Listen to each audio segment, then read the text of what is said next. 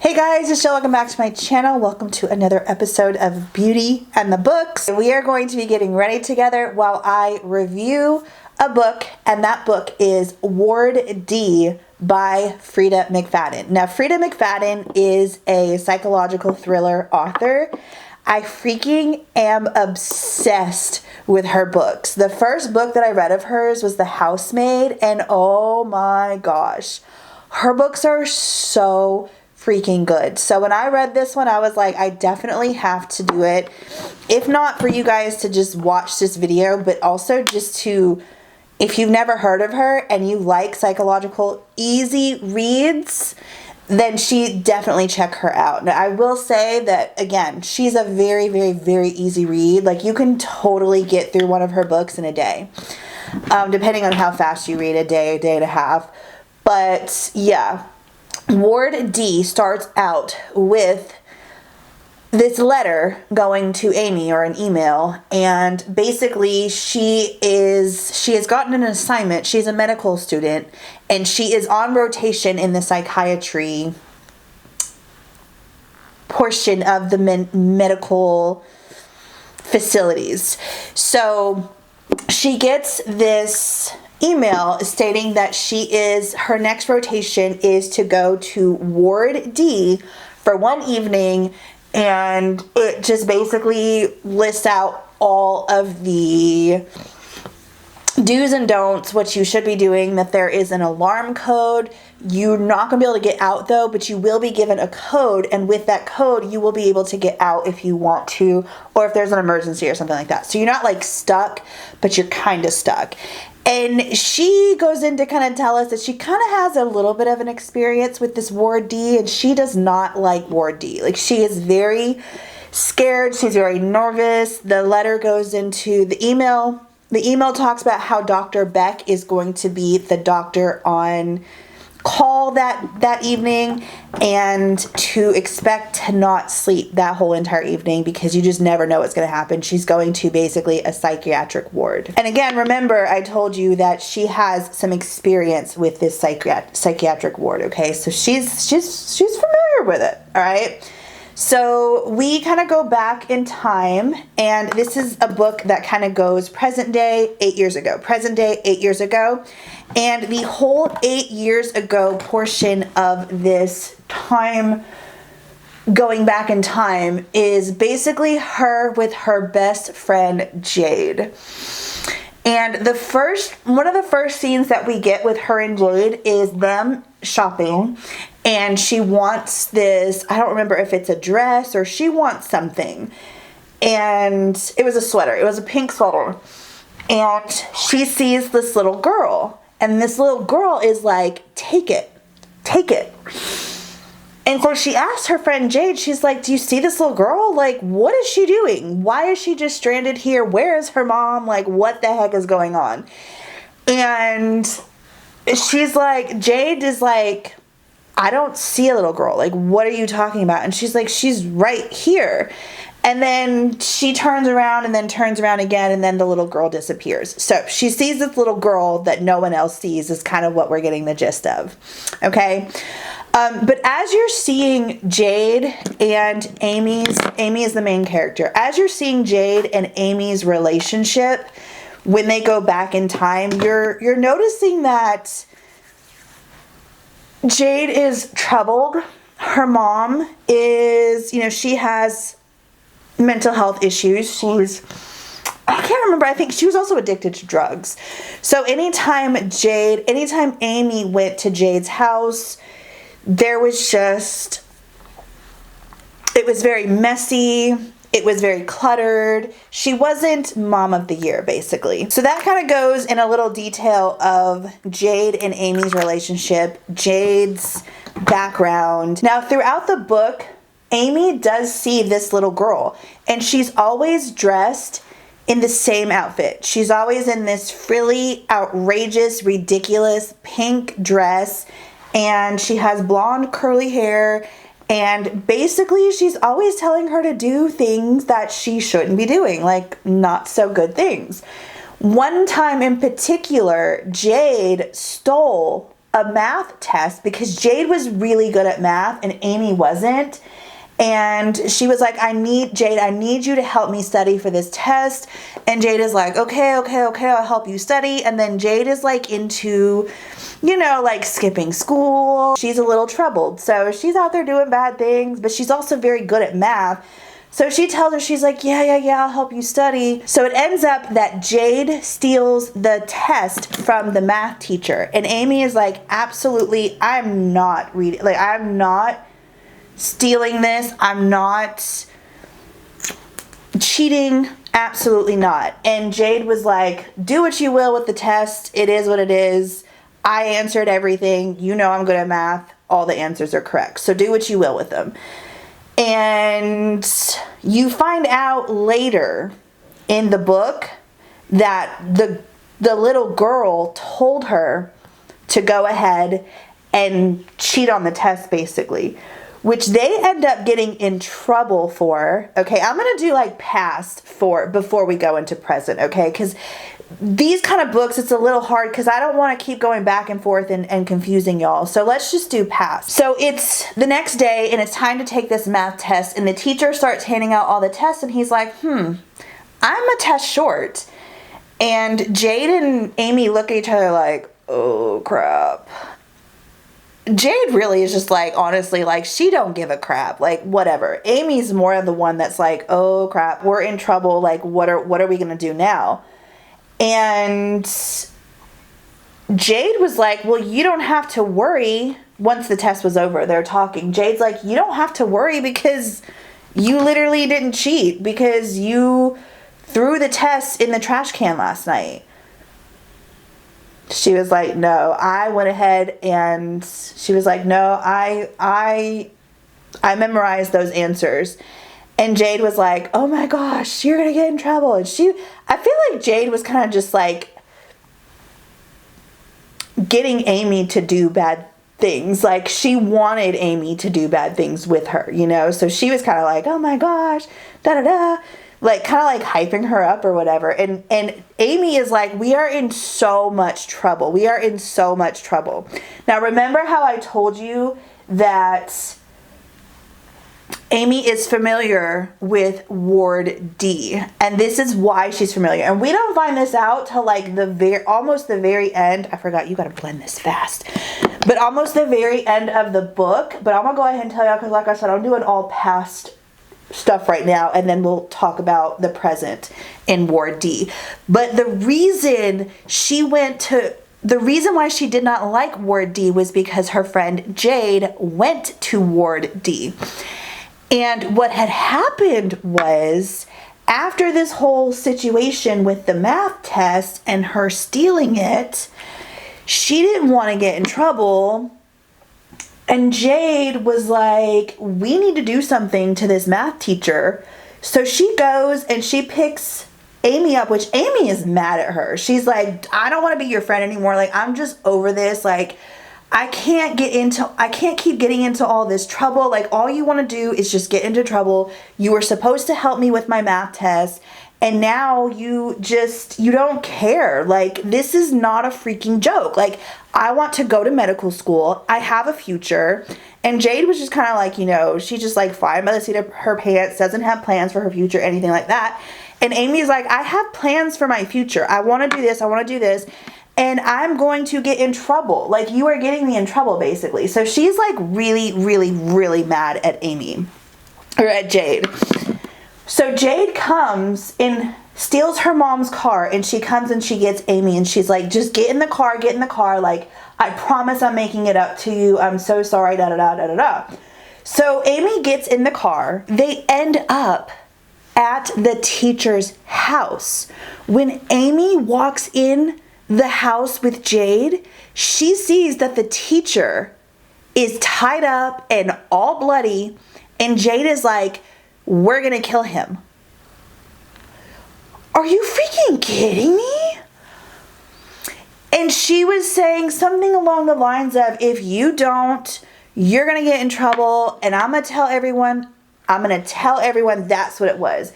Jade knew that Amy was seeing this little girl.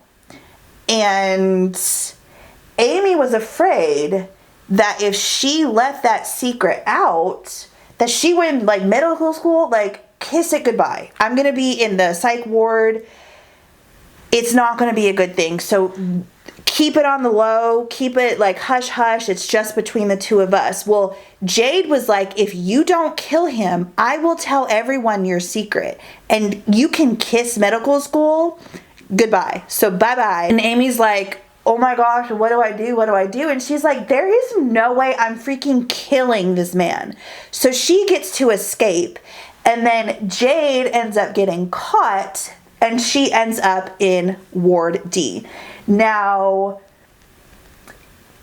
Amy, being the good friend that she is, loves Jade and she really wants to help Jade. She really wants Jade to change her ways and for Jade to see like the error of her ways and whatnot. So she goes to Ward D several times and Jade at one point is like, I will kill you if you come back here. Do not come back here. I don't want to see you. So Amy's like, okay, like that's the last time that she had seen Jade. She even missed Jade's mom's funeral because Jade's mom had passed away in this time frame of the 8 years. Okay, so now we're in present time. So she is working with this psychiatrist who mainly deals with patients who have sleep issues. And Amy is very good with, she has a very good repertoire with the patients. She's very kind. She's very understanding. She's very good at listening. She's a very, very good listener. And that's something that all of the patients that she has been seeing and helping Dr. Sleepy, which she nicknamed Dr. Sleepy. But anyways, she has a very good, she's very good at listening. So she's helping out the patients and they really like her. I think she was only on like a 2-week rotation, but she is like on her rotation in the psychiatric part of the medical stuff, you know. I don't know how all of that works. I'm going to be honest. I really don't. So anyways, to Ward D, she's got to go to Ward D this evening. And like I said, there's all these rules and everything. There was this other student that was supposed to be there at Ward D, but it ends up, she runs into her ex-boyfriend, Cameron. And he's a really big guy. He's very much so, he wants to be an orthopedic surgeon. He's very much so like they literally broke up. He broke up with Amy because he had a test to study for. He was like, no, I have a test to study for. I'm breaking up with you. And she talked about how he would like, you know, he kind of had like anger issues and stuff. And she felt like the two of them were never really going to be like more than what they were. Like nothing was really going to go any further. But she really did like him and he was a nice guy and this and that and this and that. But she was still kind of just like mad at him. Like, I really don't want him to be here. Like, I can't believe I have to like spend this whole evening with him in this Ward D psychiatric unit. Like, I am not happy about this. And so the doctor on call is Dr. Beck. And the nurse that's going to be there, her name is Ramona. So they get into this Ward D and they're given this password, this passcode to get out if they need to get out, if there's an emergency or whatever the case may be. So when they're let in to Ward D, this alarm sounds, because it's a psychiatric unit and it's very heavily secured. So if anytime the door is opened, even by the keypad, an alarm goes off to alert people that people are going in and out, so that the people who know is coming in and out know, okay, that's the reason for the alarm.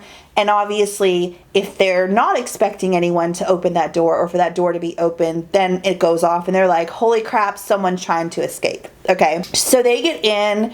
Cameron is very much so like a kiss butt kind of person. Like, he's very much so the type of student who is very thorough with he wants to do everything by the book. He's like very meticulous and all this kind of stuff, which is actually really good especially if you're trying to be a surgeon. I'm just putting it out there. But something I just realized is that I never put anything on. It's fine. It's fine. So their whole thing with this evening is that they are supposed to talk to patients and they can, you know, read their charts. They're basically there to kind of help out if needed and just to kind of view and look and see how a psych ward functions. They meet Dr. Beck. They meet Ramona. And another thing is you cannot get service. Amy's roommate Gabby had told her, because she did a round in this psych ward, she told her in this room in the, I think it's like staff lounge, if you go to the window and put your phone up against the window, you can get bars on your phone and you could text people or make a phone call. But even still, it's like still not 100% guarantee. So when she meets Dr. Beck, she's like, ooh, Dr. Beck, he is a cutie. And so she goes to the window and she texts her friend, Gabby, and she's like, Dr. Beck is, you know, he is hot. He is very cute. And she loses bars. So she's like, oh, dang it. And then she goes about her way. She sees that Jade is there, which is something that she was concerned about. And she's going back and forth because she's like, I could easily go and see why Jade is here. Go into her medical records, see what she's been up to, this and that, this and that. But she, for whatever reason, thinks that it's like unethical for her to do that. So she's like, no, she's my friend. We have a past. It wouldn't be right for me to do that. So I'm just gonna look away. I'm not gonna go and read her chart, none of that stuff, but I need to go find someone. And in this time period, you kind of get a view of the patients who are in there. You've got Mary, she's needling or she's knitting with these needles. You've got Spider Dan, who is thinking that he's, you know, these are all psychiatric patients. So, you know, schizophrenia, paranoia, all this kind of stuff. But you have Spider Dan, who thinks that he is legit Spider-Man. And they also have a seclusion room, okay? And in the seclusion room is a very, very, very dangerous patient. And his name is Damon Sawyer. And everyone all throughout the night is like concerned. All of the patients are concerned because they're like, we're not going to make it through the night. Specifically Mary and Spider Dan. They're like, we're not going to make it through the night because Damon Sawyer is going to get us. And Amy's sitting here like, what are y'all talking about? Like, he's in seclusion, he's fine, yada, yada, yada, yada.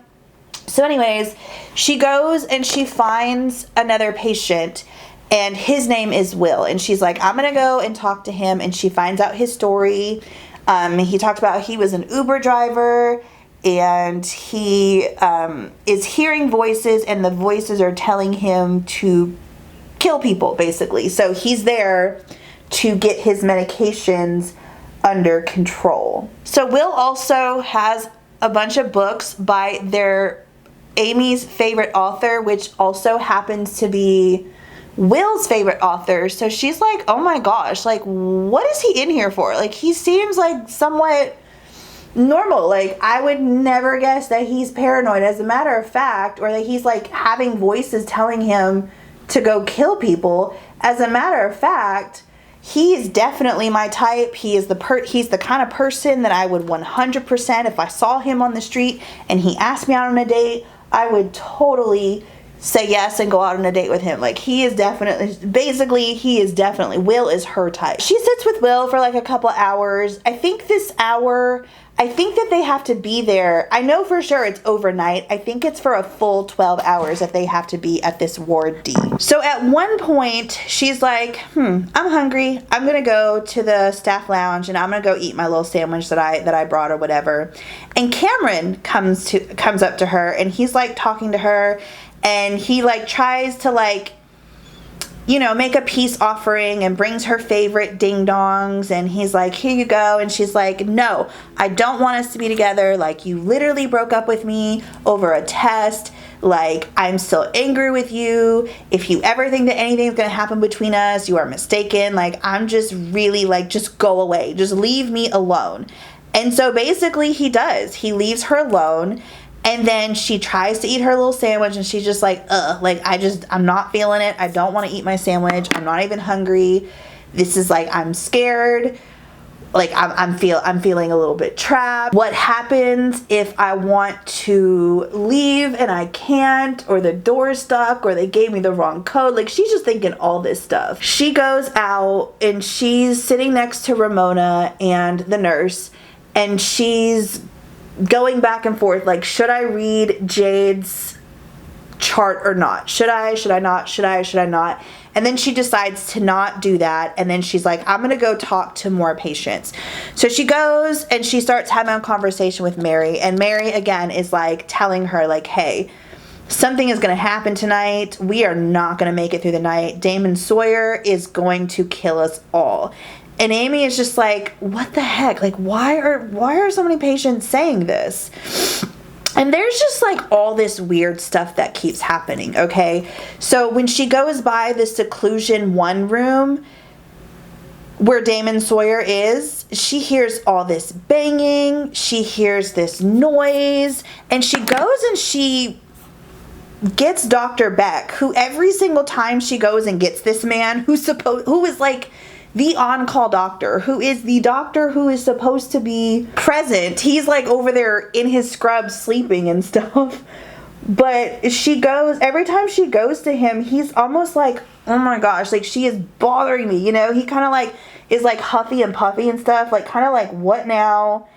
And, you know, she tells him, she's like, hey, like, I hear noises out here in the hall by seclusion 1. And he's like, no, everything's fine. He goes to seclusion 1 and he's like, trust me, Damon Sawyer is restrained. He is this, he is that. Like, he is not getting out of this room. And she keeps having to be reassured by both Ramona and Dr. Beck, because she keeps hearing noises. She keeps hearing like all this stuff. So in this time period, again, she's hearing these noises. She gets with Dr. Beck. He keeps trying to reassure her that everything's fine. Ramona's like, everything's fine.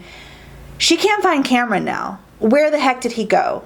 And so she's like, oh my gosh. So she's like pacing. She's trying to look everywhere. I think this is where actually she was looking for Cameron. And this is when she heard the noise coming out of seclusion 1.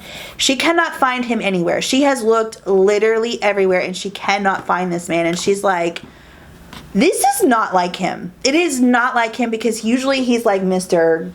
Kiss Ass, and, you know, usually the one that's like very diligent, like, I'm gonna do a good job, you're not gonna catch me slacking, I've got this goal, I'm gonna be an orthopedic surgeon, and I'm not gonna let anything get in the way of that. So he took everything very, very serious, especially when it came to his work and taking notes and making sure he was talking to the patient. So she obviously is like very concerned now at this point. She hasn't seen him in a bit, and she's, you know, looked everywhere. And so she goes and she finds Dr. Beck and wakes him up, and he's very annoyed. And she's like, I can't find Cameron. Where is he? And he's like, oh yeah, he left me a voicemail telling me that he had a family emergency. And she's like, Are you sure he's okay? Dr. Beck is like, absolutely, everything is fine. He's okay. He just had a family emergency. He really didn't tell me what all it was, but he just said that he had to leave immediately. And Amy is just like, again, this is so not like Cameron. He's just not the kind of person. Like, if anything, he would have came and found me and said, hey, I've got a family emergency. I gotta go. So she's kind of like, I don't really believe him, but like, what else am I supposed to think, you know? Remember, like, me telling you that Amy had seen this little girl growing up? She's, you know, like, there's something a little wrong with me too, but we gotta keep this a secret, so we can't let anyone know.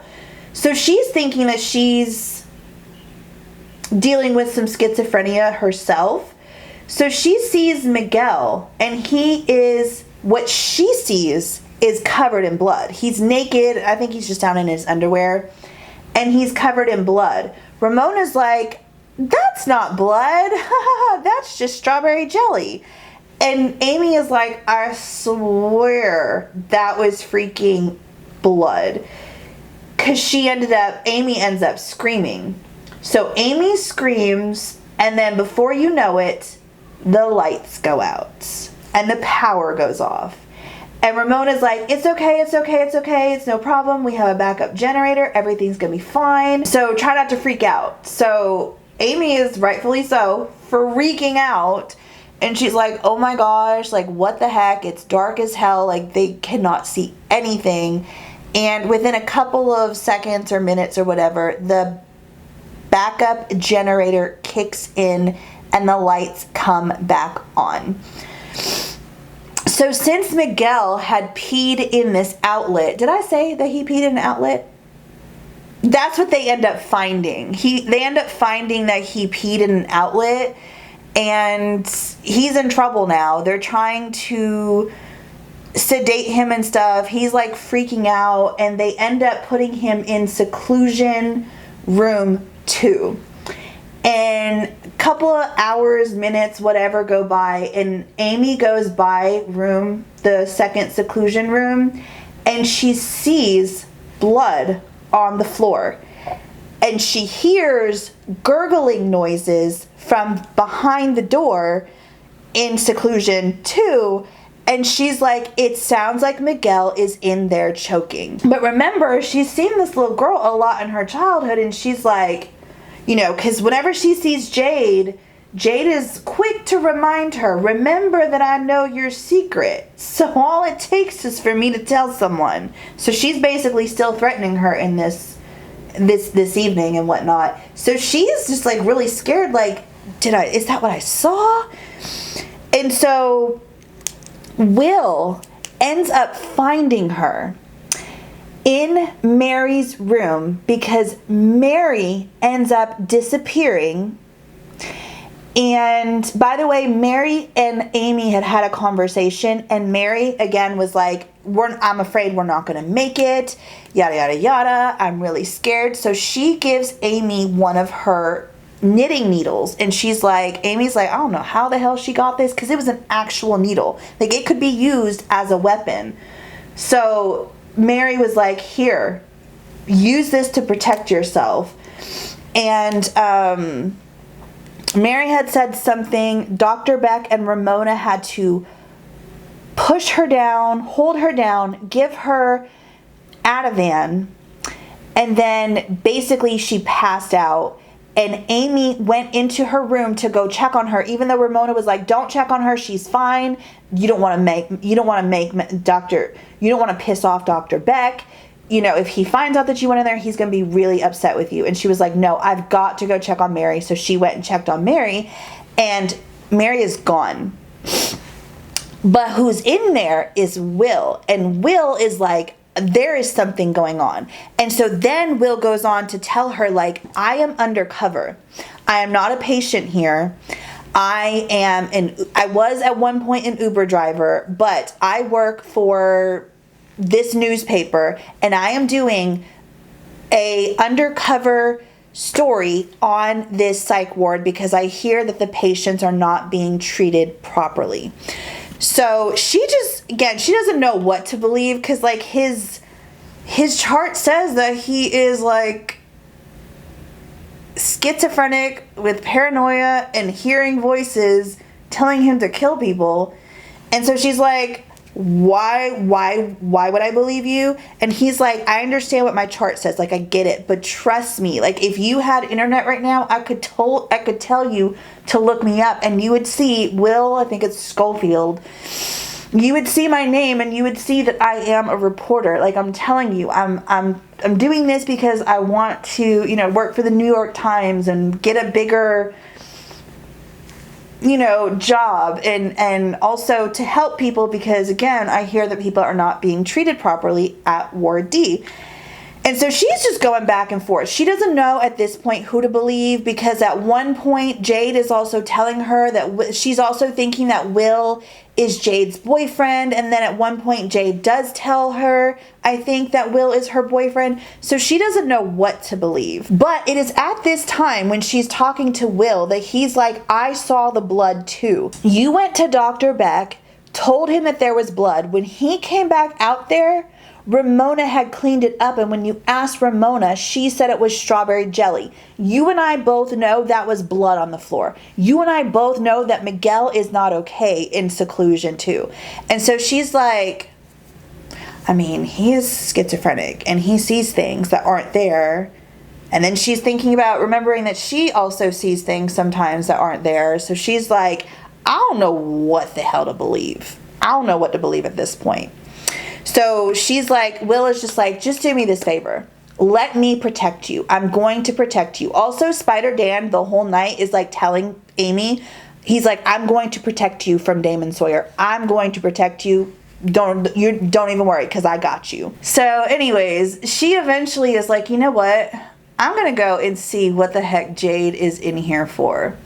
So she goes and she sees that she was with her boyfriend, and her boyfriend were both admitted to Ward D on the same exact evening because they robbed a bank with beer bottles as guns. Like, they were trying to portray that the beer bottles were guns. And so that's why they ended up going to the psychiatric ward, because they both had previous psychiatric issues, and instead of going to jail, they ended up going to the psych ward so that they could get their medication under control and whatnot. So she sees that she was with her boyfriend though, and this is when she thinks that Will is Jade's boyfriend, because at some point through the night there's a lot of events, and it's hard to like do the actual like timeline of exactly like each event as it happened. But at some point through the night, Jade was standing by Will, and she had her arm on his shoulder, or like they were like basically together, and she was trying to make Amy believe that Will was her boyfriend. So when Amy saw that both Will and Jade were both admitted on the same night, she was like, Will is your boyfriend. And then she ends up having a conversation with Jade, because Will is now telling her like, hey, I'm a reporter, I'm undercover, yada, yada, yada. And Jade is like, that is my boyfriend. Come talk to me. Get out of this room. Amy, come here. I'm going to talk to you. Will is very much so like, do not leave. Like, I'm telling you the truth. And Jade is like, we're besties. Come on, come talk to your best friend. Let's get out in the hallway and we need to have a talk. I'm pretty much done with my makeup at this point, so we're just gonna chit chat and talk and finish the book out. But Jade she follows Jade out into the hall, and Jade is like, Amy, do not believe Will. He is schizophrenic. He makes things up. He's constantly making up jobs. He's not right in his head. You yourself saw that he is not taking his medication. That's something that I kind of left out because it's important, but it's not. But basically, Amy was in Will's room, and she was going through his books, and she found one of his books was hollowed out, and inside she saw his medication. So she's like, he's not taking his meds. I mean, come on. Who are you going to believe? Your best friend of years, or are you going to believe this man that you just met? I mean, trust me, like, I know him. He's not my boyfriend, so don't think that he is, but he is making up stories. Trust and believe that. So she goes back into Will's room, and at this point, Ramona had found that Mary was missing and that her blood sheets were covered in blood. So they pin it on Will. So Dr. Beck and Ramona hold Will down, and they sedate him. And at this point, Amy is really freaking out because she's like, Will is a good person. I'm wanting to believe that what he told me is correct, and that everything that's happening tonight is not his fault. Mary disappearing is not on him. As a matter of fact, she then realizes, holy crap, Damon Sawyer is probably not in seclusion 1 anymore. I'm not hearing any noises. It's really quiet. And then she realizes and remembers that when the power went out, it is very possible that he escaped. And then she also remembers that Dr. Beck had told her that Cameron left because he had a family emergency, but it was then that she remembered that the alarm did not sound. If Cameron had left and put that code in the little keypad, he would have been able to get out, but everyone would have been alerted. An alarm would have sounded, and she was like, oh my gosh. I knew I wasn't crazy. There is something is not right here. But then she remembers that Miguel peed on the light switch, and at that point the power went out. So she took a glass of water, she poured the water into a light socket, and the lights go out. And then she's like, I'm about to escape. So she goes to escape, and then for whatever reason she stops at seclusion 1, and she's like, I need to see if Damon Sawyer is in there, because I need to know what the hell those noises were. And so instead of escaping, she goes into seclusion 1, because as she guessed, when the power went out, that meant that the power was no longer connected and that you were able to get in and get out of that door. No alarms were sound. You didn't need a keypad, none of that stuff. Also, before this happened, when they sedated Will, Amy was just feeling like really off. Like, there's something off. I need to go find out who the heck this Damon Sawyer is. And so she goes to Ramona's desk area and she finds his file. She was trying to find it earlier to see how dangerous this man was. What the heck did he do to end up in seclusion 1? And all these people are talking about him. Everyone's scared of him. Like, what the heck is going on? So she finds his file, and it's in his file that she finds out that he was admitted the same night that Jade was admitted. And he was admitted because of the fact that he was with his girlfriend and he was trying to rob a bank with a beer bottle, disguising it as a gun. And that's when she realizes, holy crap, Damon Sawyer, not Will, is Jade's boyfriend. And then that's when she realizes Jade is the one who helped Damon Sawyer out of seclusion 1 when the lights went out, when Miguel peed on the outlet. Basically, she's been helping him with everything the whole entire night. So anyways, back to her going into seclusion 1. She finds all of these bodies. This is something I didn't tell you either. She randomly got service and got a text from her roommate Gabby. Remember, she texted her roommate and was like, oh my gosh, Dr. Beck is so cute. And she's like, Dr. Beck is like 80 years old. What are you talking about? So Amy is like connecting all of these dots. Like, again, there's something weird going on here. Like, something's not right. So she goes into seclusion 1 and she finds an old man, Dr. Beck, who is not alive anymore. She finds a woman, which ends up being the nurse, Ramona, who's supposed to be, you know. She also finds Cameron in there as well. So she finds them all dead. And that is when Dr. Beck, aka Damon Sawyer, and Jade walk into seclusion 1, and they're like, basically Damon's like, you know, what are we about to do? Like, we're about to, you know, she's not going to escape this. That is how you find out how Damon and Jade meet. And the way that they met was Damon was Jade's mom's drug dealer, and he brought her a cocktail that was basically going to make her OD. Like, there was no way she was surviving. She took those drugs, she was going to die. And so basically they were kind of in on killing Jade's mom. So here's what ended up happening, because Amy is like, before you do whatever you're going to do with me, I need to know, how the hell did y'all pull this off? And so Jade told Amy that it was really easy for her to get the code to get into the seclusion room. She got the code. When the day shift left, she got Damon out. Damon ended up killing Ramona and Dr. Beck.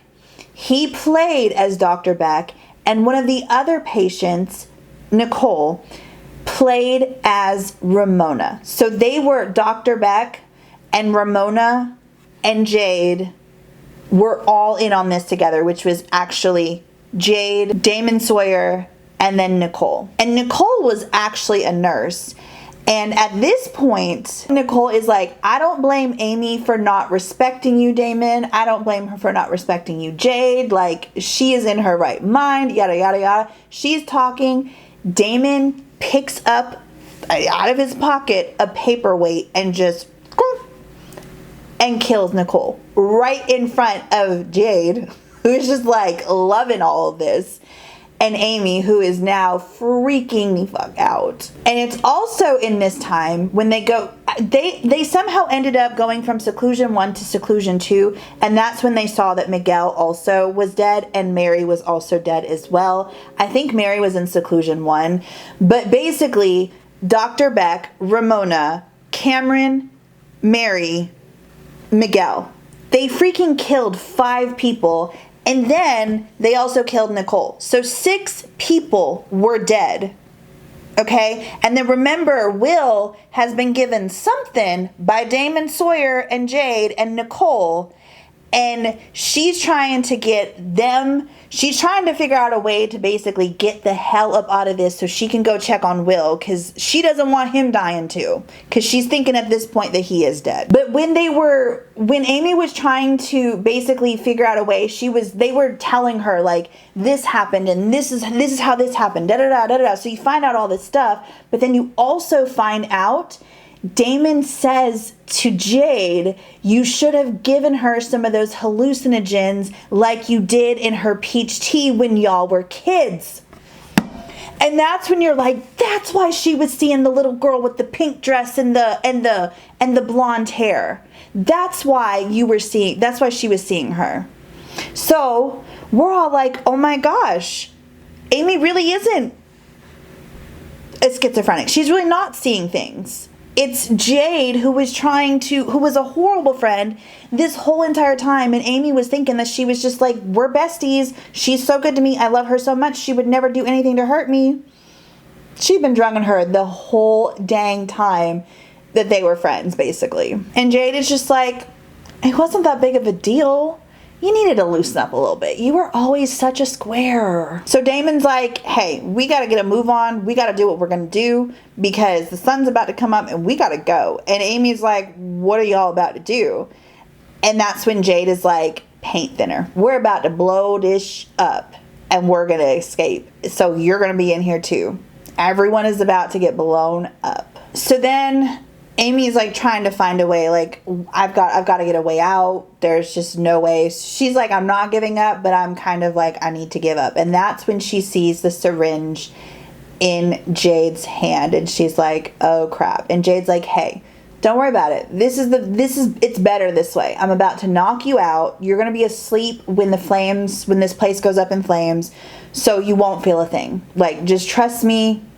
It's better this way. And so Damon goes to reach for her, and that's when Spider Dan comes to the rescue, and he ends up getting Floss and somehow turning Floss into a web, and somehow miraculously, because Damon Sawyer was, the way he was described, he was very strong and very dangerous.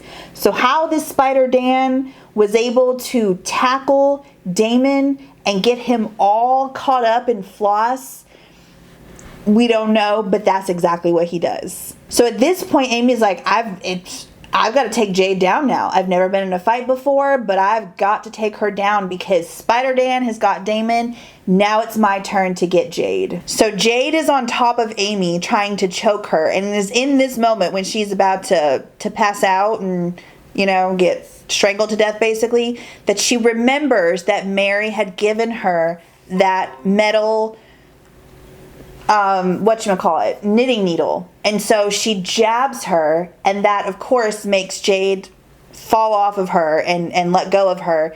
And from there, they're able to get Jade and Damon, both of them, secured so that they do not leave, and then they're able to call for help. When they got help, she remembered Will. Go check on Will, go check on Will. It ended up that he was still breathing, barely, but he was still alive. He went down to the ICU, but Amy is sitting here thinking like, oh crap, because the maintenance guy is the one who came in and, was like, what the heck's going on, da-da-da-da-da. He's like, the hero coming to rescue. His name is Chuck, I believe. And she's like trying to think like, oh gosh, like how does he know who the crazy person is here? Like, is he going to believe me over Jade? Because Jade is like telling him like, oh, no, it's her, da-da-da-da-da. And they're going back and forth. And he's like, I remember you, because she was a medical student. So she was always in this hospital.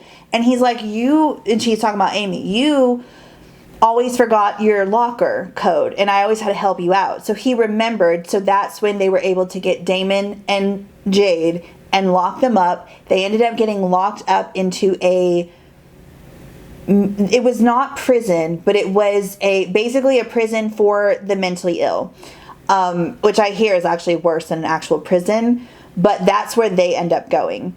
And of course, at the end of this story, Will and Amy had, this connection, this friendship. Of course, Will ended up being exactly who he said he was. He was a reporter. And he wrote this story, which ended up turning into a best-selling book. And they, of course, ended up dating and this and that. And you're thinking this is the end. You're at the prologue. You're like, oh, my gosh. Like, she was never seeing the little girl because her friend was drugging her the whole time. Damon and Jade, they're away. Like, they've killed so many people. They're very, very, very dangerous. They're exactly where they need to be. Life is good. The author goes into talking about how the two of them, were like dating for four months before they made it official.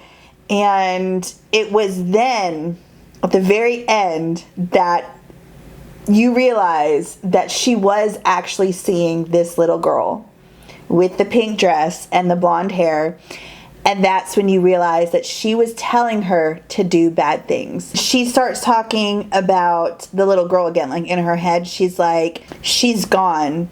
And then she goes on to say, well, she'll never entirely leave me. And you're like, oh, what? So you were seeing the little girl. And then she goes on to explain that the drugs that Jade was giving her probably made it more intense. But she had always seen this little girl.